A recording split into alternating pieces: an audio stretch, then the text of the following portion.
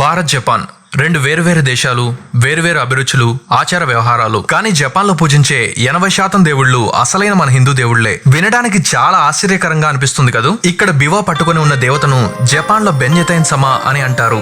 నిజానికి ఆమె మన సరస్వతి అమ్మవారు. మన దేశంలో అయితే అమ్మవారు వీణ పట్టుకుని ఉంటారు. అమ్మవారిని జ్ఞానం, సంగీతం, కళ యొక్క దేవతగా కొలుస్తారు. అదే జపాన్ లో అయితే బెంజతెన్ సమాని ప్రవహించే ప్రతిదానికి ప్రతీకగా కొలుస్తారు. అంటే నీటిని, సమయాన్ని, అక్షరాల్ని సంగీతం యొక్క ప్రతీకగా కొలుస్తారు. భారతదేశంలో ఉన్నట్లే జపాన్ లో కూడా సరస్వతి అమ్మవారికి కొన్ని వందల ఆలయాలు కట్టించారు. అక్కడి సరస్వతి అమ్మవారి ఆలయాలకి కనీసం 250 అడుగులు ఎత్తుండేలా ఎంతో గొప్పగా కట్టించారు. 1886లో సైటో సచివో రచించిన the guided book of modern టోక్యోలో అప్పట్లో జపాన్ లో అత్యధికంగా ఆరాధించే దేవత సరస్వతి అమ్మవారి ఆయన పేర్కొన్నాడు. ఇక్కడ చేతిలో నాయ్హోజు వజ్రాన్ని పట్టుకుని కమలంలో నిలబడి ఉన్న అమ్మవారిని కిచిజోతెన్ అని అంటారు. ఆమెను జపాన్ లో అదృష్ట, శ్రేయస్సు, అందానికి ప్రతీకగా కొలుస్తారు. మన భారతదేశంలో ఆమెనే లక్ష్మీ అమ్మవారుగా కొలుస్తారు.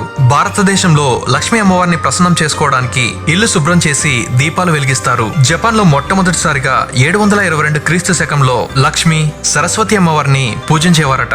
బ్రహ్మ భారతదేశంలో ఎలాగైతే బ్రహ్మదేవునికి 4 ముఖాలు 4 చేతులుంటాయో అలాగే జపాన్ లో బోంతేన్ అనే దేవునికి 4 ముఖాలు 4 చేతులుంటాయి. మన భారతదేశంలో అసలు బ్రహ్మదేవుని పూజించరు. కానీ జపాన్ లో ఆయనకి ఎన్నో ఆలయాలు కట్టించి ఆరాధిస్తుంటారు. జపాన్ లో యమతేన్ అనే దేవుణ్ణి మన దేశంలో యమధర్మరాజుగా వర్ణిస్తారు. మన పురాణాల్లో మనుషులు మరణించిన తర్వాత వారు చేసిన పాపాలకు యమధర్మరాజు శిక్షలు విధిస్తాడు. మనకులాగే జపాన్ లో కూడా వారు చేసిన పాపాలకు యమతేన్ శిక్షలు విధిస్తాడు. కాకపోతే మనం యమధర్మరాజుని పూజించము, వారు యమతేన్ని పూజిస్తారు. ఇంద్ర భారతదేశంలో ఇంద్రుడిని స్వర్గానికి, దేవతలకు అధిపతిగా వర్ణిస్తారు. అలానే ఆయన వాహనమైన తెల్ల ఏనుగుపై విహరిస్తుంటాడు. ఈయన్నే జపాన్ లో తైషాకుతేన్ గా వర్ణిస్తారు. ఆ తైషాకుతేన్ని దేవతలకు, స్వర్గానికి అధిపతిగా అక్కడ ప్రజలు విశ్వసిస్తుంటారు. ఆయన కూడా ఇంద్రునిలాగే ఏనుగుపై విహరిస్తుంటాడు. ఇక్కడ కోపంతో రగిలిపోతున్న దేవుణ్ణి బిషప్ మోంతేన్ గా వర్ణిస్తుంటారు. ఆయన్నే మన భారతదేశంలో రావణుడు అని పిలుస్తారు. ఆయన్ని కుబేరునిగా, సంపద దేవునిగా వర్ణిస్తారు. మన దేశంలో రావణాసుని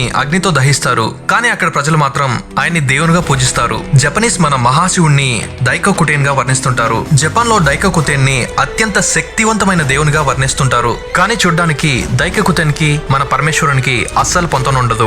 గణేశుని జపాన్ లో కంగితేన్ లేదా వినాయకతేన్ అని పిలుస్తుంటారు. ఇరువురు దేవుళ్ళకి ఏనుగు శిరస్సు ఉంటుంది. భారతదేశంలో గణేశుని సకల విఘ్నాల నుండి కాపాడే దేవునిలా పూజిస్తారు. జపాన్ లో వినాయకతేన్ కూడా అచ్చు అలాగే పూజలు అందుకుంటుంటాడు. జపాన్ లో మన గణేశునికి 250కి పైగా దేవాలయాలు ఉన్నాయి.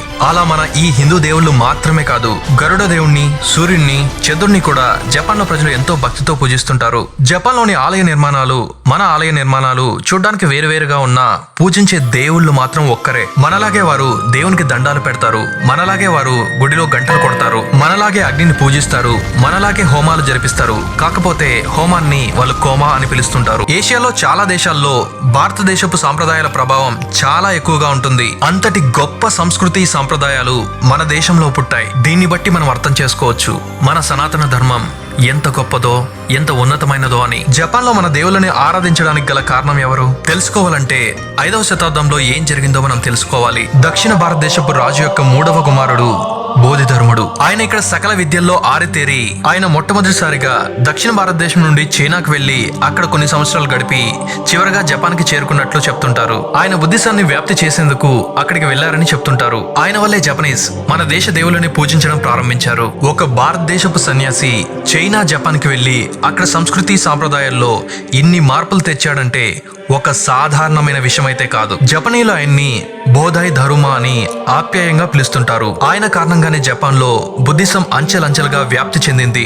జన్ బుద్ధిజానికి, షాలో లింక్వాన్ కి, కుంఫు ఫైట్ కి బోధిధర్మ ముఖ్య కారకులుగా అక్కడి వారు భావిస్తుంటారు. బోధిధర్ముని సపరేట్ వీడియో చూడడానికి ఎంతమందికి ఆసక్తిగా ఉందో కామెంట్ చేయగలరు. బోధిధర్ముడు 5-6 శతాబ్దాలలో భారతదేశం నుండి వెళ్లేటప్పుడు సంస్కృతాన్ని రాయడానికి సిద్ధం స్క్రిప్ట్ ని తనతో పాటు తీసుకెళ్లాడు.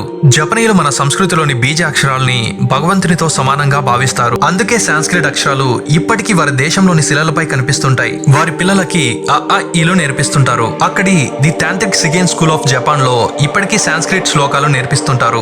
జపనీస్ అర్చకుల పుస్తకాల్లో ఒకవైపు సాంస్క్రిట్ అక్షరాలు ఉంటాయి, మరోవైపు వారి భాష అయిన కానాలో అక్షరాలు ఉంటాయి. ఒకవేళ వారికి సాంస్క్రిట్ రాకపోతే వారి భాష అయిన కానాలో చదివి సంస్కృత మంత్రాలను ఉచ్చరిస్తుంటారు. వారు ఉచ్చరించే సంస్కృతం 5-6 శతాబ్దాల నాటిది. అంటే 1500 ఏళ్లు గడిచి దాదాపు మన సంస్కృతిని మనం పూర్తిగా మర్చిపోయినా మన సంస్కృతిలోని గొప్పతనాన్ని వారు మనకంటే ఎక్కువగా గుర్తించి ఇప్పటికీ వారు గౌరవించి నేర్చుకుంటూనే ఉన్నారు. సంస్కృతి సిద్ధాన్ని మనం పూర్తిగా మర్చిపోయాం, కానీ వారు మాత్రం కాపాడుకుంటూ వస్తున్నారు. ఏది ఏమైనా మన ఆచార వ్యవహారాలను, సంస్కృతి సాంప్రదాయాలను మర్చిపోయి వెస్టర్న్ కల్చర్ ప్రవాహంలో కొట్టుకుపోతున్నాం. మన సంస్కృతిని గౌరవిద్దాం, మన భాషని ప్రేమిద్దాం. మన దేశ గొప్పతనాన్ని మన వారందరికీ తెలిసేలా ఈ వీడియోని షేర్ చేస్తారని భావిస్తున్నాము. జపాన్ లో మాత్రమే కాదు, మరెన్నో దేశాల్లో కూడా మన దేవుళ్ళని పోలిన దేవుళ్ళు ఉన్నారు. వాటిని మీరు చూడడానికి ఆసక్తికరంగా ఉంటే పార్ట్ 2 అని కామెంట్ చేయగలరు. మీ కామెంట్స్ ఆధారంగా మేం పార్ట్ 2 చేయడం జరుగుతుంది. మీరు మమ్మల్ని మరింత సపోర్ట్ చేయాలనుకుంటే స్క్రీన్ పైన ఉన్న Google pay, phone pay number కి డొనేషన్ చేసి